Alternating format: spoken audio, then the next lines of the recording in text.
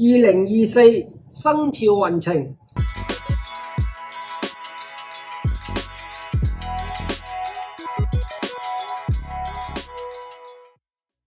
咁首先講龍啦，龍你知道犯太歲啦，犯太歲如果悲觀負面情緒，疏疏地亂諗嘢，諗埋啲嘢都冇好結果。咁尤其是農曆3月犯太歲月，適宜外遊散心。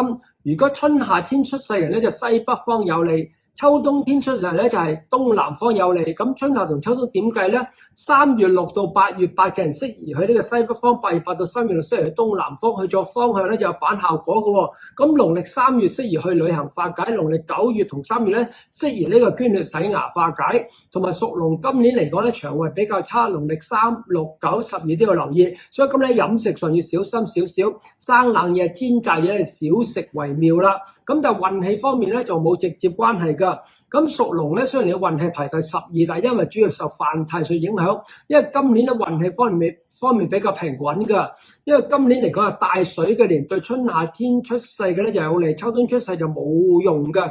咁所以如果你春夏天出世呢2年做嘢做到唔係好如意，想轉工咧，2024短期內唯一年可以轉㗎。咁相反秋冬天出世嘅你咧，如果唔急嘅話，25、26、13年先大舉進攻都係唔遲㗎。所以今年咧無論春夏秋冬出世嘅人，嗰個運氣都唔係話呢個極端化，都係平平穩穩，唔係特別好又唔係特別差。咁今年咧屬龍嘅你完全冇吉星，凶星就有劍鋒伏屍啦。因為每年犯太歲都有劍鋒伏屍跟住㗎，劍鋒伏屍就好容易受金屬所傷見血，所以犯太歲嘅人咧容易要捐血洗牙化解，以化損傷。咁同埋咧有呢個華蓋心情時覺得孤獨唔開朗，因為犯太歲已經容易情緒問題，又加埋有華蓋，容易特別增加咗個情緒問題。所以屬龍咧最緊要就係舒緩自己情緒，唔好轉牛角尖，唔好亂諗嘢。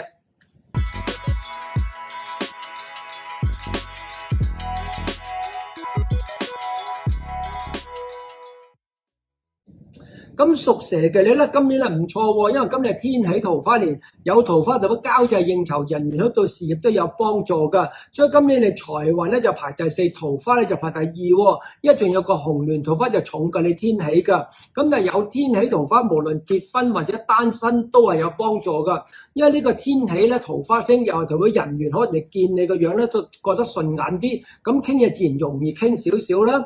咁仲有太陽星有男貴人之助，如果上司拍檔下屬男人都特別容易有幫助，所以咁樣咧男人更多啲男性就對你有幫助，無論係男人或者女人都啦。今年就係男貴人輔助，凶星有晦氣，就比容易俾人雞會接爆棚，傾好嘅嘢都容易甩拖喎。所以今年咧做嘢咧要跟緊少少，尤其是保險啊、地產或者斷單計嗰啲工程就跟緊少少，就唔好甩拖啦。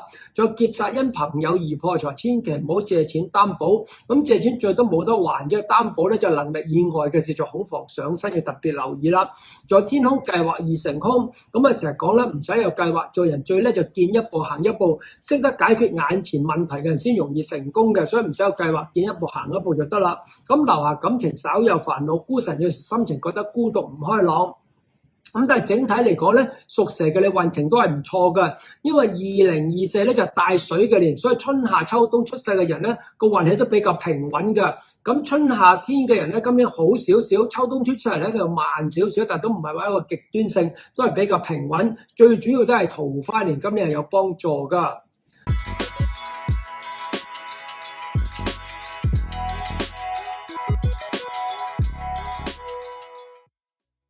咁即係屬馬嘅你咧，今年嚟講咧，桃花排第7，運氣排第8，就屬於一個比較平穩嘅生肖，因為你又唔係犯太歲，又唔係沖太歲，又冇雙合，又唔係桃花年，所以比較平穩啦。咁吉星有8座，有你地位提升。天解解神，逢凶化吉，能化凶星之力。咁凶星都唔係好多啫。凶星首先有血人手腳易受損傷。咁但係屬馬嚟到龍年咧，唔係沖太歲，唔係犯太歲，唔會有咩特別嚴重意外損傷，可能撞親隻腳啊、切親手指啊，小嘅問題，皮肉之傷啫。咁羊人有時心情唔好，容易發脾氣，盡量增加自己嘅忍耐力啦。咁浮沉，暫時冇乜突破。咁屬馬嘅你因為中游生肖，無論人緣又好，事業又好，都係中游生肖，所以今年有浮沉，未有突破就啱噶。咁春夏天出生嘅你咧，今年運氣好少少；秋冬天出世嘅你咧，咁去到2526運氣就快少少，所以今年咧唔適宜輕舉妄動。等明年咧，如果係秋冬出世嘅你，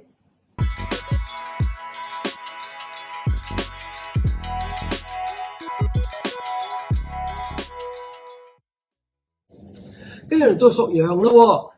咁屬羊咧，有啲人話你係犯太歲，因為佢哋3刑6沖就話犯太歲，隔3年都講犯太歲嘅。咁其實真係識算命嘅人咧，3刑6沖唔係次次隔3年都犯太歲嘅。所以屬羊嘅你今年唔係犯太歲，如果有人話你犯太歲，亦都唔使理嘅。咁但係咧，因為始終今年咧容易腸胃流行疾病嘅年，而屬羊嘅你咧都係容易腸胃要留意，尤其是你生喺呢個農曆3、6、9、12月或者1點至3點、7點至9點，無論 AM、PM 都好，3樣中晒啊，特別容易腸胃有問題啦。如果淨係屬羊咧，就少小心就得噶啦，唔使話過分注意嘅。咁屬羊嘅你今年咧吉星有太陰，太陰有女貴人之助。咁無論上司拍檔下屬係女人咧，都對你有幫助噶。咁空星只有囚獄，普通嘅是非星，所以屬羊嘅你咧，雖然排名唔係話好好，桃花排第9，呢個運氣排第10，咁只係代表人哋好過你少少咁解嘅。所以今年嚟講咧，係可能比較辛苦，做到支費都有少少着數嘅。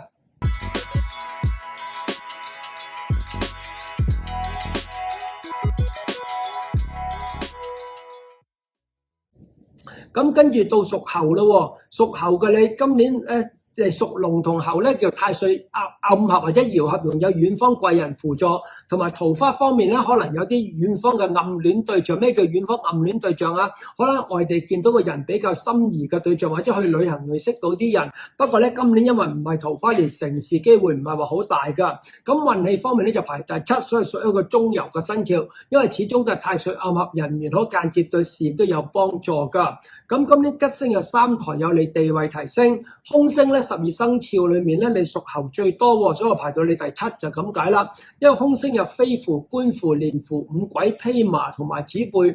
飛符、連符、官符突如其來，官非是非，人事不和。五鬼小人星，披麻長輩稍為要留意，指背背後是非多。正所謂明槍易擋，暗箭難防，所以你今年嚟講咧，又有明嘅是非，又有暗嘅是非就比較多啦。咁點算啊？唯有就風水搭救啦。因為今年嘅桃花位正東，你可以做嘢嘅地方，正東桃花位擺一杯水，中宮就嗌交一筆粉紅色物件化嗌交，所以中宮擺粉紅色物件，正東擺水旺人緣化是非局。咁運氣方面咧，秋冬天出世嘅你咧，因為22到27係木火年，不過今年帶水嘅，所以短期內咧25、26、27好啲，今年唔適宜輕舉妄動，所以有咩新嘅諗法咧，都係明年開始好啲，今年就唔適宜轉變嘅。咁反為春夏天出世嘅你，如果過去2年做嘢真係非常之唔開心啦，咁就轉一轉少少環境嘅轉變啦。今年咧係短期內唯一可以試嘅年嚟㗎，今年唔試，下次咧就要等到2028先至可以試㗎啦。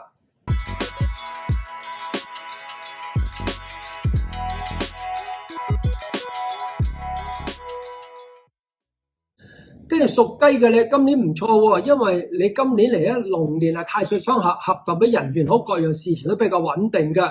咁你2023沖太歲，不過沖太歲唔係即刻完嘅喎，沖太歲會延續到今年新曆4月5清明之後先至完嘅，所以暫時不穩定因素咧，春天都係唔係話好穩定。咁落到呢一個2024嚟講就各樣嘅事情比較穩定啦，所以如果23能夠穩固落嚟咧，24就比較平穩嘅年。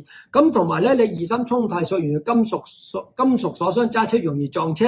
咁呢個2024農曆2月都要留意嘅喎。正式踏入咗呢個新曆4月5之後咧，咁就完全脫離咗你2023沖太歲嘅影響啦。咁2024太歲雙合，人緣比較好。咁吉星就地解、歲合同埋月德。咁地解同月德咧，逢凶化吉，能化空星之力。咁歲合咧，貴人星得貴人輔助。雖然呢個歲合貴人星咧，力量唔係話好大，咁點都會有小人啦，係咪？咁空星係咸池，感情易生煩惱。咁咸池都唔可以話感情煩惱星，因為咸池都係桃花星，不過叫做霧水桃花。咁咩叫霧水桃花啊？咁原來仲要識啲已經相識嘅人突然間走埋喺一齊，改年嚟改年走嘅叫霧水桃花。咁即使有霧水桃花都好啦，今年唔一定散嘅喎，拖過今年就有機會變成真桃花啦。咁但係呢個咸池嚟講咧，對已婚嘅人咧，仲要三角關係特別要留意喎。咁但係咸池咧，如果你借助人緣非常之有幫助，借助人緣咧，人哋對你好感就特別多嘅，咁做嘢就容易成功係咪？所以咸池呢個桃花就兩極化，唔係話特別好，唔係特別差，總之唔好變成三角關係就得啦。咁死符小疾病、小耗、小破財。咁小破財咧，平時想買嗰樣嘢又唔捨得買嘅，咁就借咗呢個小破財年就用咗佢啦，係咪？咁死符小疾病，咁但係因為你屬雞，今年唔係疾病年，淨係呢個春天稍為要留意手腳損傷啫。咁入咗呢個夏天之後咧，今年冇乜特別大嘅相沖㗎。咁講運氣方面嚟講，你2023要轉就轉啦，2024再轉機會唔係話好大啦。咁2024萬一你真係好想轉咧，春夏天出世嘅你咧就可以短期內稍為可以轉嘅，因為今年2024係帶水嘅年，對春夏天出世你就稍為有少少利㗎。咁反為如果你秋冬天出世2023轉咗啦，咁2024就穩定少少。如果仲想轉咧，25、26、27 3年嘅時機咧，都好過呢個2024㗎。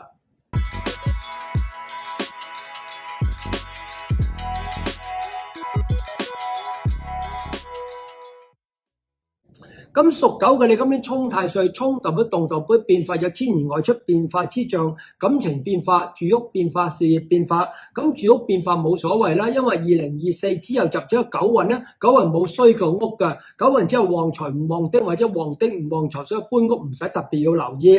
咁事業變化咧，因為今年嚟講咧係叫水火互換年，咁如果你春夏天出世咧，今年想轉變短期內稍為可以轉變嘅年嚟㗎。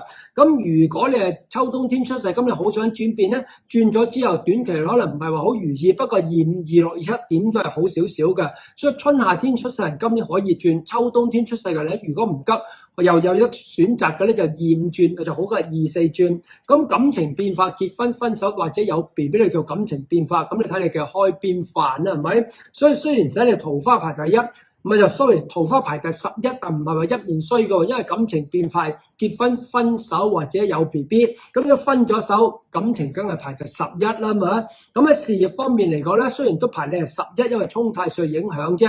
咁但係今年運氣又唔會特別差，又唔會特別好嘅。咁點解排第11咧？因為每年沖太歲都有大耗星跟住㗎。咁大耗代表大破財而買實物，應咗個破財。咁如果你諗住搬屋啊、結婚啊、有 BB 啊，用一筆錢，咁你係正常嘅。如果唔係咧，主動去用錢或者實物，就希望化解咗呢個破財啦。不過咧，今年牛龍羊狗呢4個生肖咧，長運都比較差㗎。咁你屬狗咧就排第2比較差，龍啊排第1，狗排第2。所以咁你飲食方面特別要留意，尤其是農曆3、6、9、12呢4個月特別唔利腸胃㗎。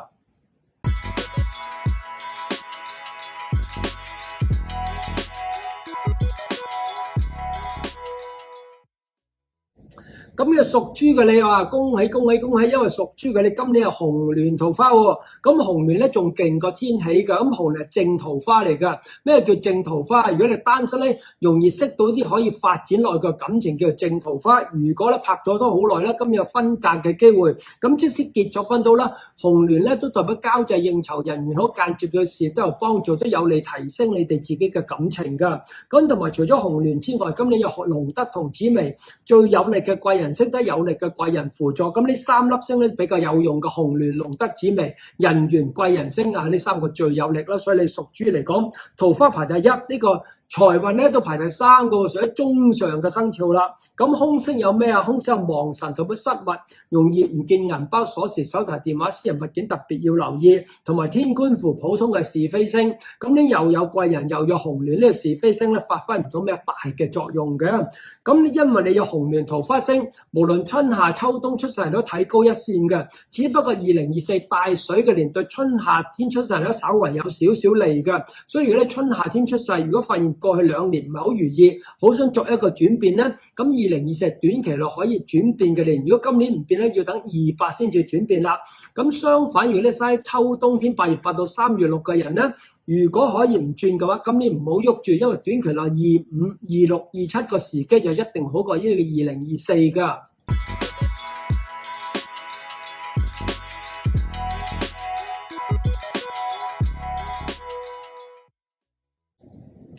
咁屬鼠嘅你今年都唔錯，因為舊年咧就重桃花年，今年就太歲雙合年，合代表穩定人緣好，各樣事情都係唔錯，所以今年桃花咧就係排第4，運氣咧就排第6，係中游嘅生肖啦。咁如果你喺2023桃花年識咗新嘅異性，今年嚟講咧就比較能夠發展得係唔錯，感情比較穩定㗎。咁如果結咗婚咧，咁你感情再進一步。咁但係如果舊年你桃花年整年都一片空白咁你就要檢討下啦。咁春天仲可以努力嘅，因為2024咧就正式係4月4、4月5清明之後先開始㗎。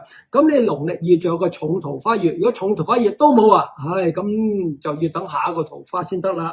咁今年屬鼠嘅你咧，吉先有金貴，金貴財帛有利，係嗰個儲積財富嘅夾萬嚟㗎，所以今年揾到錢容易聚到財嘅年。咁上升權力提升，權力提升唔同地位提升喎，可能管嘢多咗，做多咗，實質咧職位未必有變。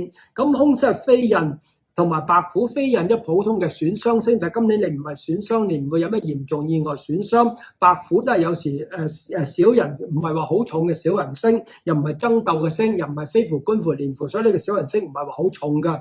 咁屬鼠嘅你咧，因為今年2024咧就大水年嚟㗎，如果你係秋冬天出世嘅咧，今年咧就宜守不宜攻，因為如果23轉咗24唔使轉啦，下一個好嘅時機係25、26、27。反為咧，如果你生喺3月6到8月8春夏天出世嘅人，短期內咧2024唯一一個可以轉變嘅年，尤其係工作方面咧，唔係感情，唔係其他，係主要講工作啦。咁如果2024唔轉，下一個好時機咧就要到2028秋天先得，所以考慮清楚24究竟轉定係唔轉啦。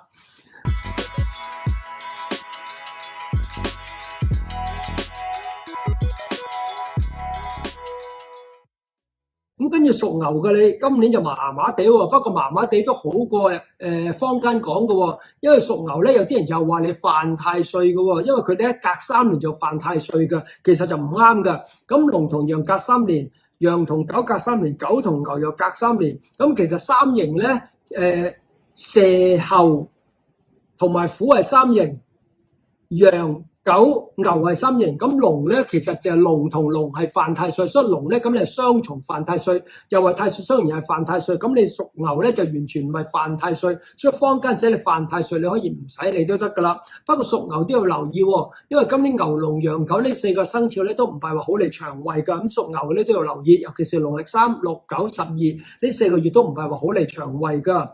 咁屬牛嘅咧，吉星有福德同福星，普通係貴人星，有貴人好過有小人啦，係咪？天德逢凶化吉，能化凶星之力。凶星有卷舌同埋陰煞，陰煞係女小人，所以提防女人啦。咁卷舌容易口對口、面對面談嗌交，特別要留意啦。咁屬牛嘅你咧，秋冬天出世嘅咧，今年個運咧就慢翻少少落嚟，25、26、27就加速進步。反為春夏天出世嘅你咧，去到2024稍為好少少，因為2024甲辰咧就帶少少水㗎。咁春夏天出世你帶水就對你有利，所以如果過去2年做嘢唔如意，咁今年好想轉變咧，短期內一個可以轉變嘅年嚟㗎。今年唔轉就要等2028秋天㗎啦。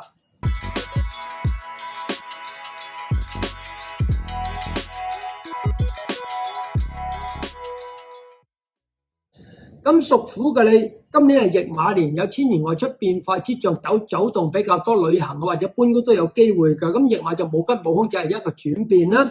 咁凶星咧有天哭，心情不開朗，容易喊，所以今年屬虎咧就比較平穩啦。因為咧佢嗰個吉星係驛馬，呢個凶星係天哭，都係細星嚟㗎。不過屬虎咧今年財運唔錯喎，原來財運排第1喎，因為屬虎屬兔咧都係財運年嚟㗎。咁屬虎咧因為冇犯太歲，屬兔有少少太歲雙穿，所以你就排第1啦。所以今年積極揾錢，咁但係都要收入唔穩定先有用喎。因為咧一隻收入唔穩定或者做生意財運年先有用㗎。如果普通打工收入穩定咧，財運年對你就冇乜幫助。不過冇幫助到咧，今年又冇乜壞處，因為個吉凶星就比較少。咁桃花就排第6，係中間嘅桃花，冇乜特別好，冇乜特別唔好。今年咧叫做寅卯辰，叫做爻合嚟講咧，最多又容易出現暗戀對象。今年咧有桃花機會又唔係話好大㗎，因為你下個桃花年就要等到呢個羊年2027，暫時桃花就未得住㗎。咁運氣方面咧，雖然話你財運排第1，都有分春夏秋冬出世嘅喎。如果你春夏天出世咧，過兩年麻麻地，今年嚟講財運又唔錯。短期內今年帶水嘅年對你嚟講就有幫助，要積極少少啦。反為秋冬天出世嘅你咧，因為今年帶水嘅年就冇乜大嘅幫助，但係因為都係因財運年嚟講咧，就睇高一線都好少少嘅。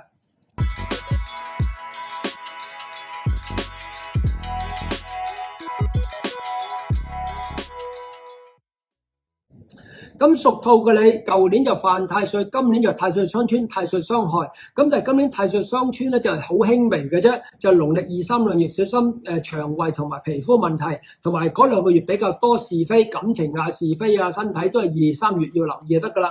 咁尤其是農曆2月，因為你2023犯太歲咧，會犯到呢個農曆2月都仲緊犯太歲嘅喎，所以2024農曆2月同埋2023農曆2月2個月咧都係悲觀負面情緒，所以2024嘅農曆2月可以嘅話咧都去旅行化解。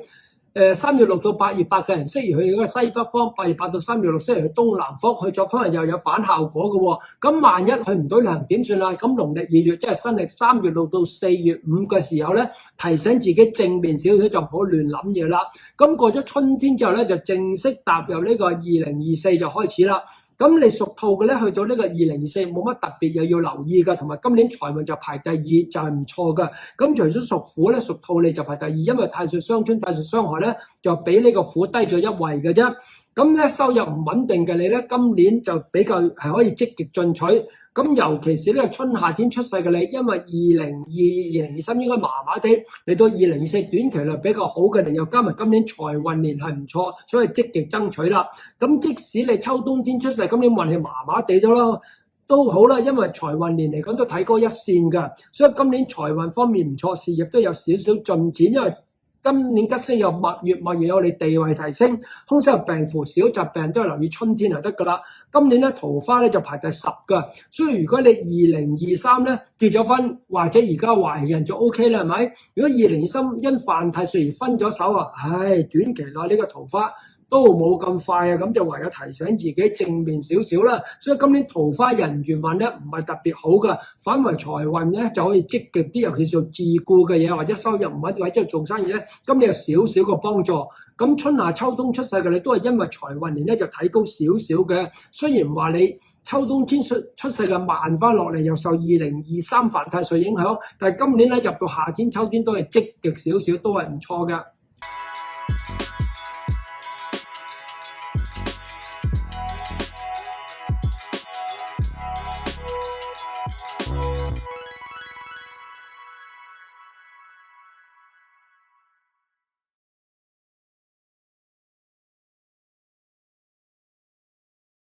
拜拜。繼續欣賞影片之前，請留言支持。知識有價，支持我們營運，令更多人受益。